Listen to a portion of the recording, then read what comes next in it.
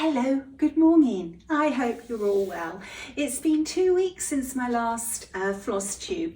The Flosstube I released in the week was a pre-recorded one, which was a spoiler for All Things Bright and Beautiful. In the 2 weeks, I have fitted so much in. Linda and I attended our course at Hand and Lock. It was a really good course. We had a fabulous teacher, Amy Tang, and she was a very gifted embroiderer, plus a very good teacher. Linda and I are very taken with Tambour embroidery, and we both intend to continue with that technique. Throughout the forthcoming months, I will share some things with Tambour embroidery with you. My interest in Tambour work, there's two reasons I'm interested. I'm fascinated with couture embroidery, and I also have a sampler that was worked with a Tambour hook, and I would very much like to reproduce that sampler authentically one day. And you can't reproduce something if you don't understand the technique being used. With Tambour work, basically you're working a chain stitch, and once you understand which way you orientate your hook throughout the stages, it's very straightforward. You just need to practice to get it into your muscle memory. If you're working from bottom to top or from right to left, your thread works anti-clockwise around your hook, and if you're working top to bottom and left to right, it goes clockwise around your hook. And you've just got to get that into your head, a bit like when you're working stem stitch. The thread goes either above or below the needle depending on the direction you're working. Okay, so in the months ahead, you'll see some Tambour work from me. This week, it was my birthday, and I have to say thank you to everybody who messaged me, sent birthday cards, emails, texts, phone calls. I was a very spoilt lady on Thursday. I've received some wonderful little gifts from people and lots of flowers. One of the bouquets I've put on the coffee table here. I've run out of vases. We've got flowers in nearly every downstairs room in our home, and up in my craft room and my bedroom. In this Flosstube, we're going to be doing the draw for the Potoky modern stand. But before we get to that, I would just like to show you my current work in progress. This is Charlotte Mash. I haven't worked a lot on this sampler in the last 2 weeks. I've been doing some other things, but I want to show you the over 1 on 56 count. That is both legs of the cross stitch being worked. I'm not using 10 stitch, and the reason I'm able to fit 2 legs in over 1 on 56 count is because I've dropped down to Saphine. This sampler is being worked with painter's threads over dyed 103, and what's lovely about the painter's threads is that they do the same colours with the same numbering system in Perlé, Soie d'Alger, Soie 103 and Saphine, plus other threads from Overa Soie's range. It's a very versatile thread because of this. I'm really pleased with how Charlotte is coming on, and I hope this weekend to spend a little time with my needle stitching. However, I have been busy sewing. My craft room, although it's the construction work is finished except for 2 small jobs which they still haven't come back to do, I'm waiting on the furniture for the room. I'm waiting on a horn sewing cabinet, a dresser and a storage unit the dresser and the storage unit are just being bespoke made, so it's going to be probably about 8 weeks before those arrive now. My horn sewing cabinet, I'm hoping any week now I get a phone call to say they're delivering it to me. Now I did think long and hard about my cutting table, and my intention was to have a kitchen island bespoke made to use as a work table. But then I realized that what I wanted was going to be a problem to fit through the door. So I started to look at other things, and in the end I decided to go for the horn cutting table. I think this will actually suit me better. It'll be more practical for the room. It's like a drop leaf table, so I can work with it with one leaf up or both leaves up, and I can also use it as a desk. So I've gone for a sewing chair from Horn that works at 2 different heights. It's the right height for the sewing cabinet and it's the right height for the sewing table. That means that when I'm not using it as a cutting table or a work table, I can drop both the leaves down and it'll sit alongside the sewing cabinet. It'll give me more room. There are some more bits and pieces I would like for my studio, but I'm going to wait until everything I've ordered so far is in, and then I can make a sensible decision. I've given a lot of thought to spool storage, and at the moment my Soir 103 and my Sophie are in drawers by colour. I store things by colour because as a designer I'm not picking by number as you would if you were looking down a thread legend on a chart. I'm picking by colour. But what I would really like is for my spools to be out on a wall, so I can look at the wall and I can look at the colours. And what I've done for that is I've ordered some bespoke floating picture ledges, and these are a set length which I'm going to have them spaced 9 centimetres apart going up a wall, and that one will be for my 103 range, and then on another wall I've ordered more which I'm going to probably use for my Sophie, my Londonderry and my metallic threads.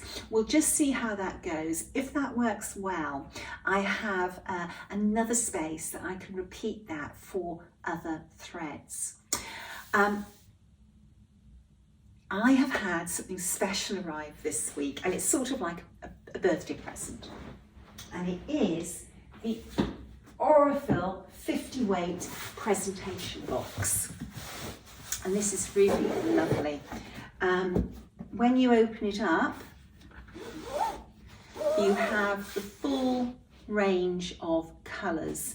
There are 6 drawers, and this is every colour that they do in 50 weight. I like using 50 weight when I'm quilting. I know a lot of people like to use 40, but I like to use 50 weight. It works very well on my sewing machine. It's just beautiful. It's really nice having all the colours, and I think as well that when you're designing, it's nice to have full colour ranges to pick from, and that way you're getting the absolute perfect colour that you can. I'm not sure where I'm going to put this in my craft room. We shall wait and see. It's coming together. What I've done this week, I've put a work table, my old work table, back in the room so that I could use it to sew on my machine. And I needed my machine because I'm getting very close to finishing my needle roll. I need my machine to stitch the binding to it. I always hand finish the other side, but I need the sewing machine for the binding. Now, where I am with my hexie housewife is I have quilted the hexies to the wadding by using just a single running stitch with Aurifil thread. or a fill thread, sorry. But I did not want this red line on the inside of the needle roll. So I just quilted the hexies to the wadding, and then I turned the project over, and I have quilted this linen lining to the wadding using a Londonderry linen thread, the same colour as the linen, and you cannot see that quilting. I'm really pleased with how that has worked. I've used the red thread to put my dividers into these pockets. This is a double pocket, a large pocket, and I've done the same there, large pocket and 2 dividers. I have some D-rings there, and this is some felt for pins. I'm going to be doing some embroidery on this, but I haven't quite decided what yet. I want to get my binding on. I want to see what this looks like with the binding. And I've run into a problem with the binding because I need a walking foot, and my walking foot on my machine is broken. But the replacement should be arriving today, so I can get this stitched on and finished. I think I'm going to use a closer by attaching a linen ribbon, and then I'll be able just to tie a bow to hold it all together. Really pleased how that's worked out. I think I'm going to do a little small pocket, a small little case in very tiny little hexies to go with this. Mrs. Parkman's Academy of Needlework have a range of like needle packets, floss drops, all sorts of things that attendees of my workshops receive as gifts. I knew I was going to do this project, so when I actually designed these, this all matches up. So inside I'll be having little things as well. Okay, so what else?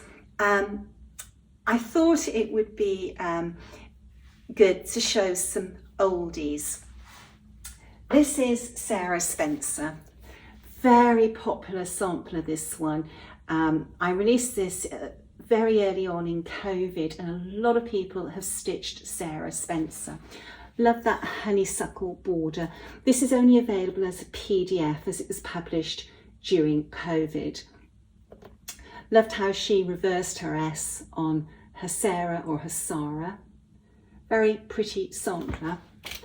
Another sampler I want to show you is M.E. Metcalf. This is another COVID release, only available as a PDF download. The samplers I released in the early days of COVID are very reasonably priced. I wanted to make things available for people to stitch for for mental health well-being. So I'm not sure if this is something like £10. It's very, very low, available on my website. This sampler, I love it. There's just something about it that draws my eye in.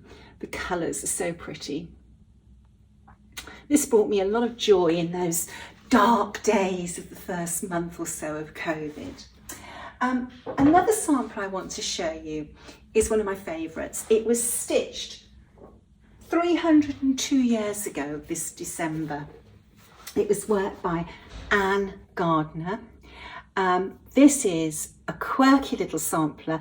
It's very sort of folksy. These ducks or birds are adorable. Now this sampler is worked cross stitch over 2, Algerian eyelets on the lettering, which you can substitute with 4 cross stitches, right stitch, Smyrna cross if you don't like stitching Algerian eyelets. And then you've got satin stitch. You've got this lovely satin stitched border. You've got the satin stitched bodies of the birds. You've got a satin stitched inner border. And there's little touches of satin stitch throughout. This is a great project if you want to practice and perfect your satin stitches. Or if you love working satin stitches, this is a great project. Very, very old sampler and very pretty as well. It's a quirky sampler. Looks wonderful on your sampler wall. The next sampler I have on the table is Emmeline Purnell, and the reason I've brought Emmeline Purnell out is I don't think I've ever mentioned the floss drops for Emmeline. These are available from Acorns and Threads. Emmeline was an exclusive sampler for Acorns and Threads. And here is the floss drop. I'm calling them floss drops lately, scissor fob. I love the antiqued trim on the cabochon, and that image is fabulous. You can really see those stitches, and then you have this gorgeous rose wreath and flower. This is made by Minnie McBean's, but it's only available from Acorns and Threads at the moment. So there it is. Great little scissor fobs, especially for red scissors or any sort of silver coloured scissors. Really pretty. Okay, so let's do the draw for the Potoky modern stand. Now, you girls, you keep me busy. These are the entries. 1165 comments were left on this video. Normally when I do a draw, I type up a list, but I just couldn't type up 1165 names. So what I did, I have printed off the comments and I have numbered them. We have 116 pages, and basically I've just gone down and I have numbered the comments. Now, some of these comments may not be entries. If when I do the random draw, the comment is not an entry, we will draw it again. That's just the fairest way of doing something when you have 1165 entries. So, in my phone, I have put 1 to 1165, and I'm just going to press generate, and the number that's come up is 970. Now just give me a moment to find 970.